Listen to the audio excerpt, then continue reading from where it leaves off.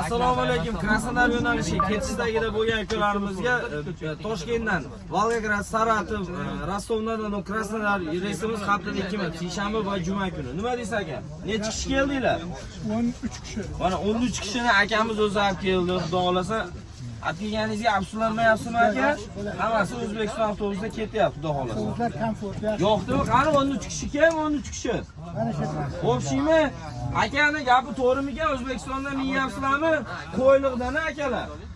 Nima deysizlar? Reklama qo'yinglar, tavsiya. Nima deysiz? Qaydansiz aka? Nima deysiz avtobusda? Yo'qmi?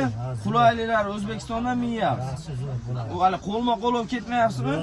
Mana Primoy reyslarda ketish tavsiya qilamiz. Akalar nima deysizlar? Tavsiya qilasizlarmi buni? Tavsiya qilamiz. Xudo xolasa endi ko'pchilik ertaroq kelsa, ertaroq ketish bo'ladi.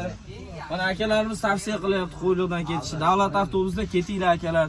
Qo'lma-qo'l bo'lib ketmanglar. Bizning reyslarimiz faqat Qo'yliqdan yuradi va Qo'yliqdan davlat avtobuslari mavjud akalar. Telefon qilaverasizlar.